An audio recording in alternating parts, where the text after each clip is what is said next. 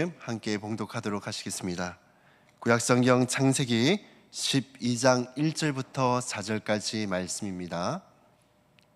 창세기 12장 1절부터 4절까지 말씀입니다. 다 찾으셨으면 한 목소리로 1절부터 4절까지 함께 봉독하도록 하시겠습니다. 봉독합니다. 여호와께서 아브라함에게 이르시되 너는 너의 고향과 친척과 아버지의 집을 떠나 내가 내게 보여줄 땅으로 가라. 내가 너로 큰 민족을 이루고 내게 복을 주어 내 이름을 창대하게 하리니 너는 복이 될지라. 너를 축복하는 자에게는 내가 복을 내리고 너를 저주하는 자에게는 내가 저주하리니 땅의 모든 족속이 너로 말미암아 복을 얻을 것이라 하신지라. 이에 아브라함이 여호와의 말씀을 따라갔고 또 그와 함께 갔으며 아브라함이 하란을 떠날 때에 75세였더라. 아멘. 오늘은 불확실한 시대를 살아가는 법이라는 말씀의 제목으로 함께 말씀을 나눠보고자 합니다. 사랑하는 성도 여러분, 우리는 지금 어느 때보다도 이 불확실한 시대를 살아가고 있습니다. 경제는 요동치고 있고, 사회는 여전히 불안하고, 정치는 분열되어 있고, 개인의 삶 역시 언제 어떻게 흔들릴지 모르는 그런 불투명한 세상을 우리가 살아가고 있습니다. 앞으로 우리가 어떻게 살아가야 할지, 또 무엇을 붙들고 가야 할지, 이런 질문들이 우리 마음속에 끊임없이 떠오르는 시대를 우리가 살아가고 있습니다. 성경에도 이런 불확실한 시대, 또 불확실한 길을 걸어갔던 사람이 한 명 있습니다. 바로 오늘 말씀에 등장하는 믿음의 조상 아브라함입니다. 그는 하나님의 부르심을 받고 익숙했던 모든 것을 떠나 한 번도 가본 적이 없는 이 새로운 땅을 향해 걸어가야만 했습니다. 오늘 아브라함 여정을 통해 우리가 어떻게 이 불확실한 시대를 믿음으로 살아가야 될지에 대해서 함께 말씀을 나누어 보고자 합니다. 불확실한 시대에 우리가 첫 번째로 어떻게 살아가야 하냐면 하나님을 전적으로 의지하며 살아가야 한다는 것입니다. 오늘 12장 1절 말씀에 보면 이렇게 말씀을 합니다. 너는 너의 고향과 친척과 아버지의 집을 떠나 내가 내게 보여줄 땅으로 가라. 하나님은 아브라함에게 세 가지를 떠나라 라고 말씀을 합니다. 고향과 친척과 아버지의 집입니다. 이것은 단순한 장소를 뜻하는 것이 아니라 아브라함이 그동안 삶의 기반으로 삼고 있던 모든 것으로부터 떠나라 라고 말씀하고 있는 것입니다. 아브라함은 그 땅에서 태어났고 또 그 땅에 가족이 있었고 또 그 땅에서 안정된 삶을 누리며 살아갔습니다. 하지만 하나님은 그 안정되고 익숙한 곳을 떠나 보여줄 땅, 다시 말해 어디인지 모르는 그 미래를 향해 나아가라 라고 말씀하고 있는 것입니다. 아브라함이 하나님으로부터 부름을 받은 나이는 75세입니다. 지금도 여전히 75세는 적지 않은 나이고 그때에도 75세는 적지 않은 나이입니다. 우리 어르신들을 보면은 항상 집을 보면 그렇죠. 집을 보면 항상 있던 자리에 그 물건이 있어야 됩니다. 안 쓰더라도 이것을 버리지 않고 항상 그 자리에 놔둡니다. 왜 그렇습니까? 익숙함이 주는 그 안정감이 있거든요. 우리가 나이가 들면 들수록 모험이나 도전을 하기 싫어합니다. 그리고 익숙한 것들을, 익숙하고 안정된 것들을 살아가고자 합니다. 그런데 이 75세의 나이, 익숙하고 안정된 것들을 누려야 될 그 나이에 하나님이 이 아브라함을 부르시고 계신 것입니다. 또 아브라함이 살고 있던 땅은 당시에 고대 문명이 꽃피었던 가장 살기 좋은 그런 곳이었습니다. 뿐만 아니라 이 당시에는 약간 집송촌 느낌으로 해가지고 이 가족들이 항상 모여 살았습니다. 왜냐하면 우리나라처럼 이 품앗이 문화처럼 가정의 어떤 위기나 어려움들이 닥치면은 항상 이 친척들을 중심으로 이 위기들을 극복해 나갔기 때문입니다. 그래서 항상 가족 곁에서, 가족 안에서 이렇게 살아갔습니다. 그런데 이 아브라함에게 하나님께서 무엇을 요구하고 계시냐면 그 살기 좋은 곳을 떠나라는 것이죠. 그런데 하나님께서 가라고 하신 그 땅이 정확히 어떠한 땅인지는 말씀해 주진 않습니다. 그곳을 떠나라고 하지만은 어떤 땅인지 말씀해 주지 않아요. 저도 내가 떠나려고 하면은 저도 그 땅이 어떤 곳인지, 여기보다 훨씬 더 살기 좋은지, 안정된 곳인지 이런 것들을 알려줘야지 내가 발걸음을 조금이라도 움직일 텐데, 자그마치 근처 이웃도 아니고 저 어딘지도 모를 곳을 향해 나아가라라고 말씀하는 겁니다. 뿐만 아니라 가족의 품을 떠나라고 합니다. 친척과 아비의 집을 떠나라고 합니다. 그곳을 떠나는 순간 어떻게 됩니까? 어떠한 위기가 닥쳐와도, 어려움이 닥쳐와도 기댈 곳 하나 없습니다. 도움을 요청할 곳이 없습니다. 말 그대로 나의 삶이 그곳을 떠나는 순간, 고향을 떠나는 순간 안정된 삶에서 불확실하고 불안정한 그곳을 향해 나아가게 되는 것이죠. 왜 하나님은 이 75세의 나이에 안정감을 누리고 익숙함을 누려야 될 그 익숙한 나이에 왜 하나님이 이 아브라함을 조금 더 일찍 부르시지 않고 이 75세란 나이에 이러한 요구를 하실까요? 말씀을 하실까요? 그것은 아브라함이 그곳을 떠나야지만 보게 되는 것이 있고, 그곳을 떠나야지만 의지하게 되는 것이 있기 때문입니다. 아브라함이 가족을 떠나면 이제부터 누구를 의지하겠습니까? 고향을 떠나서 불확실한 그 땅 가운데 살아가면서 이제 누구를 바라보겠습니까? 의지할 곳은 이제는 하나님 한 분밖에 없는 것입니다. 하나님은 그렇기에 이 아브라함에게 떠나라 말씀하는 겁니다. 익숙함을 떠나, 고향을 떠나, 아비의 품을 떠나 내가 내게 보여줄 땅으로 가라. 불확실한 곳으로 가라. 다만 그곳에 가면 이제 누가 있습니까? 가족은 없고 익숙함은 없지만 그곳에는 이제 하나님이 계십니다. 하나님이 보여집니다. 하나님만 의지하게 되어집니다. 그렇기 때문에 하나님께서 아브라함에게 떠나라라고 말씀하는 겁니다. 사랑하는 성도 여러분, 이 불확실한 시대를 살아가는 첫 번째 방법은 바로 전적으로 하나님을 붙들고 의지하는 것입니다. 왜냐하면 하나님은 절대로 요동하지 않고 변하지 않고 영원하신 분이시기 때문입니다. 오늘날 이 불확실한 시대에 많은 사람들이 어떻게 살아가야 될까 하면서 고민을 합니다. 집에 투자를 해야 되나, 주식에 투자를 해야 되나, 코인에 투자를 해야 되나, 혹은 뭐 다른 거에 투자를 해야 되나, 다양한 불안감과 두려움 속에 막 살 길을 찾습니다. 하지만 그런 것들이 변함이 없나요? 변동이 없나요? 그렇지 않죠. 그러한 것들도 변동이 있고 불안한 요소들이 여전히 있습니다. 하지만 우리가 믿고 있는 그 하나님 어떻습니까?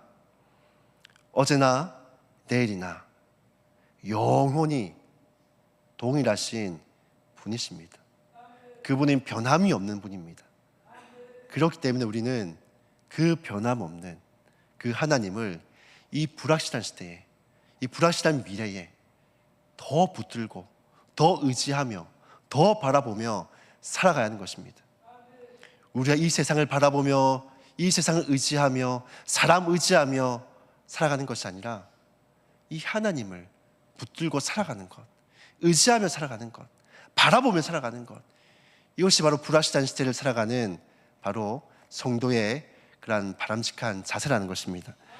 저와 여러분이 이 불확실한 시대에 더 하나님 붙들고 의지하며 살아가는 그런 성도들 다 될 수 있기를 주님의 이름으로 축복합니다. 이 두 번째로는 이 불확실한 시대에 우리가 어떻게 살아가야 하는가 하면 바로 우리가 복의 통로가 되어져야 한다는 것입니다. 창세기 12장 2절 3절을 보면 이렇게 말씀합니다. 내가 너로 큰 민족을 이루고 내게 복을 주어 내 이름을 창대하게 하리니 너는 복이 될지라. 하나님은 아브라함에게 복이 되라 라고 말씀합니다. 즉 복을 받는 사람을 넘어서 이 복을 흘려보내는 그런 사람이 되라는 뜻입니다. 아브라함의 인생을 보면 단순히 어떤 자기 성공, 자기 영광, 자기 이름을 위한 삶을 살았던 것이 아닙니다. 그는 하나님이 주시는 복을 통해 모든 민족이 복을 받기 위한 그런 목적을 가진 인생이었습니다. 이 불확실한 시대일수록 사람들은요, 더욱 자기만을 위해 살아갑니다. 내 가족, 내 안전, 내 앞날, 내 성공, 그것만을 위해 살아가는 것이죠. 사람뿐만이 아닙니다. 오늘날 전 세계를 바라봐도 공통적인 특징들이 있습니다. 갑작스럽게 전쟁이 일어나고 경제가 붕괴되고 어려움들이 닥치니까 각 나라들마다 어떻게 됩니까? 개인주의가 넘쳐납니다. 저 미국조차도, 저 이탈리아나 독일조차도 자기 나라만을 바라보며 살아가요.